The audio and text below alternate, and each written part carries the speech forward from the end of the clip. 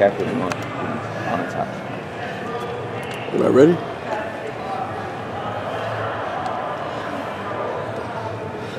Like, how's it go?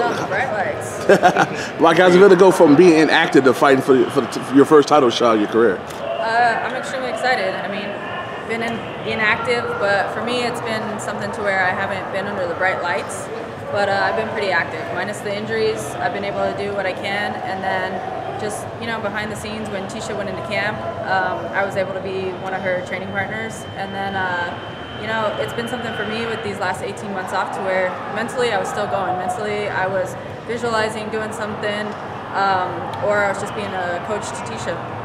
We know you've been an underdog your whole career, so it's nothing new for you. How you stack up with Amanda, and does it give you any more inspiration to be on her home soil to be like the ultimate underdog in the whole situation? I don't really care about being the underdog. Like you said, it's been like that my entire career, and one day, it's just May 12th, it's going to speak for itself. So for me, it's just, go in there, continue to focus on me, and do what I do. Do you feel you have to test her cardio because she went 5 with Valentina, she thinks she has a gas tank now? She thinks she has a gas tank coming from sea level. I'm coming from high altitude, and I think that's been a strength for me my entire career. Did it bother you at all? There was that talk of Amanda fighting Chris Cyborg, and there's all that narrative. Were you ever worried at all this might not happen as soon as it did? I think so. I think everything happens for a reason. So regardless of if something gets thrown in the way, there's always a way. And my ultimate goal is fighting for the world title, and then I have goals beyond that. So whether that was going to happen or not, I would still find a way to fight for the world title and work my way there. It was pretty frustrating just given the fact that they're in 2 different divisions, and I believe that the 135 division has a lot of talent. So I think it was kind of one of those things that if it wasn't going to happen for me, what's wrong with the other 135ers? There should have been somebody else allowed to step up to the plate and face that challenge. There shouldn't be 2 girls coming from 2 different divisions. Rocky, we know she has propensity. She's got championship DNA of breaking in the ring. Do you think you'd be able to bring that out of her? Is that a goal since we've seen that happen, like the Katzengano fight and stuff like that? I think everybody can break. Nobody's invincible. And just the fact, I think that Amanda's going to be surprised come May. I have a lot to bring to the octagon, and just with this long layoff, there's just my drive, my hunger, and my passion is on a whole new level.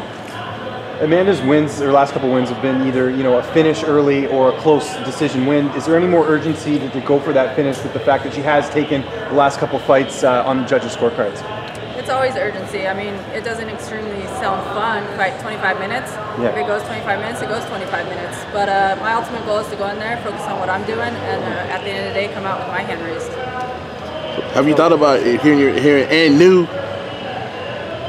I think about it all the time. It's exciting.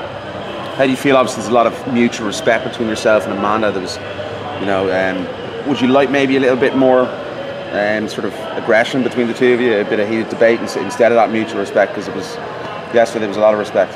At the end of the day, it's a sport. It's a competition. We both have a very competitive side, but I've always been a humble person, and I don't see the need to go out and do a bunch of shit talking and do all that other stuff. At the end of the day, I mean, once that cage door closes, it's not going to change what happens. So we met because of this sport, and it's just one of those things to where we can have a friendship on the outside, but there's business on the inside, and after 5, 10, 15, 25 minutes, whatever it is, we can turn around, shake hands, give each other hugs, and have our friendship back. How did you feel when you heard that they were going to put Colby Covington fight on this card, and how did you feel when you heard that they were moving it? The Colby Covington fight? Honestly, it's not something I paid attention to. You didn't feel like that would bring added attention to the card, and maybe some hostility to the card as well? I'm not about that, so I don't really care about the added attention, the hostility, and quite frankly, the press conference was a little annoying yesterday. I wanted to smack him in the back of the head. Were you sitting next to him? I was. So I was actually going to ask you, what did you think about it all? I just find it unnecessary, but I mean, to each his own, and that's the macho talk coming out of the guys, so whatever. What does it mean to be in this title fight with Amanda being openly gay and yourself being gay as well? Like, just, the history that sort of goes into this title fight in this matchup. It's extremely exciting. Just the fact, for one, where women's MMA has come to today, and just that we have this opportunity, and here we are headlining a UFC event, and then obviously it's 2018, so just being openly gay and being able to be myself, and then going up against another basically fellow partner there. You know, I mean, it's extremely exciting, and for me, it's just, you know, there's so much going into this fight. I've always wanted to visit Rio as well, and here I am knocking two birds out with one stone. I'm going to visit Rio, and I'm fighting for the ultimate, or the championship. There we go. Do you have a lot of people reaching out to you about, you know, sort of that topic? Because you're a role model in that sense, as, you know, someone who's a prominent athlete who's, you know, obviously has this platform. I get lots of things all the time with whatever it comes from, whether it's just the sport in general, whether it's needing advice. And so the fact of just having this opportunity, I think it inspires a lot of people. And, you know, a lot of people think that I sit here and I inspire them, but just the reactions that I get back to everything, why I'm just simply chasing my passion, it inspires me to be even better. Is that something you're used to now, just having people, you know, reach out to you and maybe ask for advice or things like that? Like, is that something you're getting more comfortable with? I've always been comfortable with it. I actually coach high school gymnastics, so it's kind of one of those things to where I've always given advice, I've always done things, and then for some reason, I'm like the rock of my family and my friends. A lot of people said that I should have took counseling up as my profession because I give great advice, and I don't know, so. I know you and Tisha like to hunt. Did you get any hunting in while you were off with the injury? I know when she was fighting on 218, you guys got a little bit of that. Some hunting? Yeah. I love hunting. I haven't broke Tisha into that yet. And I think that's actually where my injury happened. Right. Out of all the crazy years, I think the number one question that annoyed me was, did you get anything? The only thing I got was obviously a broken leg, but I'll be back on it next year. Rocky, how's being on the UFC 200 card and fighting the Holly at Staples when Ronda was at her peak? How much being those big stages got you ready for the biggest stage? Being on big stages like with fighting Holly at Staples and fighting UFC 200, how much does that prepare you for this big stage of your career?